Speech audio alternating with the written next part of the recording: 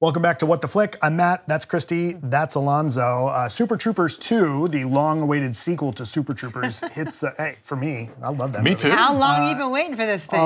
Entirely too long. They were waiting for a year where 420 was on a Friday, so, you know, it took a while. No, I know, I'm kidding, I don't know. Anyway, no, that might be it, truly. It's back in theaters it's in theaters this weekend. It got us thinking about how cool it would be if our criminally awesome hosts of What the Flick would give you some crime comedies that we like. So who would like to go first? You're under arrest for being too beautiful. Here, go ahead. Oh, fine. All right. Well, you know, last week when we were talking about feuds, I brought up the 1967 Casino Royale, which is a hot mess, but my kind of mess. And also my kind of mess in that same vein of too many famous people in too many locations, and is there a script? Would be Hudson Hawk, the heist comedy with Bruce Willis, back when Bruce Willis was at least still trying. And he is a recently paroled cat burglar who is forced to get involved with a crazy international scheme that involves Leonardo da Vinci's gold making machine and nuns and all kinds of things. But anyway, the movie's kind of bonkers, but it's written by Dan Waters and directed by Michael Lehman, the team behind Heathers. And even though you can tell that all of their best decisions were being run roughshod over by Joel Silver and Bruce Willis, there's still a movie in there. It's still fun, it's still wacky. And yeah, it makes me laugh. I like it. I don't know. So yeah, Hudson Hawk, check it out. David Caruso is really weird in that movie. Yes, and so is it'll come back to Richard me. E. Grant. Go look it up. Danny Aiello. Well, everybody. I mean, Sandra Bernhard knows exactly what movie she's in, so that's a plus right there. But in retrospect, though, I mean, Hudson Hawk is a movie, you know, like Ishtar. I mean, where the name alone suggests that it's just an abject failure. But if you actually watch it, in time, it has gotten more of a positive. Yes, it has a Lorraine Toussaint, who also plays one of the candy bars. Right. Yeah. And James Coburn. I mean, this is fun. If you go in knowing that none of it's necessarily going to make a lick of sense, you can kind of go with it. I think Hudson Hawk is as funny as it intends to be, but not funny in the way it wants to be. You are spending more time laughing at it than with it, but maybe that's you're still laughing. You're still laughing. You know, okay. This is back when Bruce Willis was still selling wine coolers, though, was he not? So he can bear the burden of a flop and trying like to this. sing. I suppose so. Yeah. Yes, because like that's one of the gimmicks is they don't carry like timers to get through their heist, but they sing things. They know exactly how long a certain song is. Which is, and so you That's see. kind of clever, right? It's a fun gimmick. Sure, you know, if you're really dying to see Bruce Willis and Danny Aiello walk around museums singing. Doing side by side. Okay. And if you ever, Richard E. Grant has a really fun book called With Nails that are his set diaries for like all these movies that he was on. So if you want the behind the scenes scoop about like Hudson Hawk and With Nail and I and Pret-a-Porter and Spice World and Bram Stoker's Dracula and the Age of Innocence, it's must reading.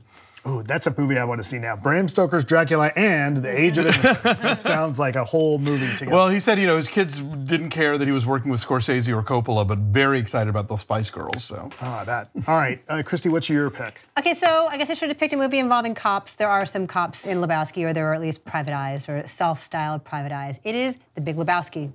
This is a movie we talked about the other day, movies that we quote all the time. The Big Lebowski is a movie that we probably quote in my house daily. Pretty much every single day. And you know what it's about. I guess the crime is that a rug gets stolen.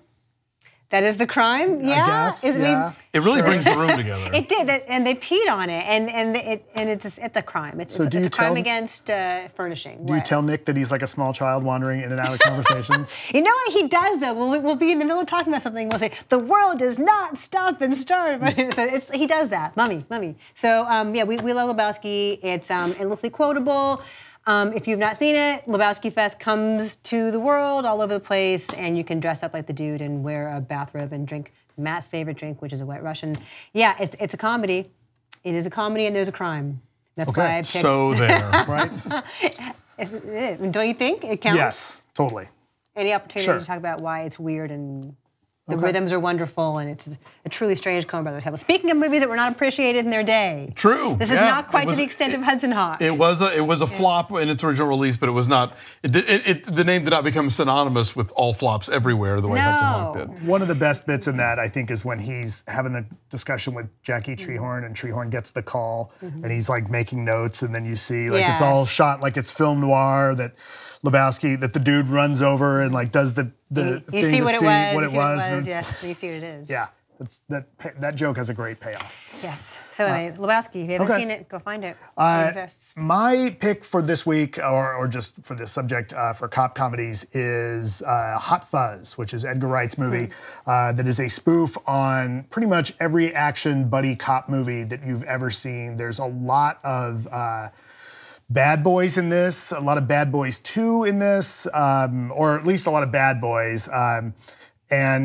Which they quote and they reference in this. One of the things I love about this movie is that it manages to satire movies like Bad Boy, movies like Bad Boys and Point Break, while being a pretty exciting action movie. It's got the action set pieces are really good in this.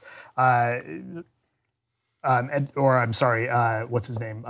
Simon Pegg. Simon Pegg plays a super cop who kind of gets stuck in this small town because he's so good that everyone in London's like, we got to get rid of him because he's making them all look bad. So they put him in this little town, and it turns out there may or may not be some conspiracy that goes all the way to the top of this town council. And it turns out no other cop would have figured this out. So, but it's really fun. It's got a lot of really kind of knowing things. It's very fun to watch the actor that plays the Hound in this as a character who hardly talks at all. This movie's really fun. The best genre parodies, I think, live up to the best of what the genre does. Yes. Like, I think Airplane wouldn't work as well if we weren't actually concerned that the plane was going to crash. Like, they actually do time it out that way. I mean, there are the sort of dramatic beats going on.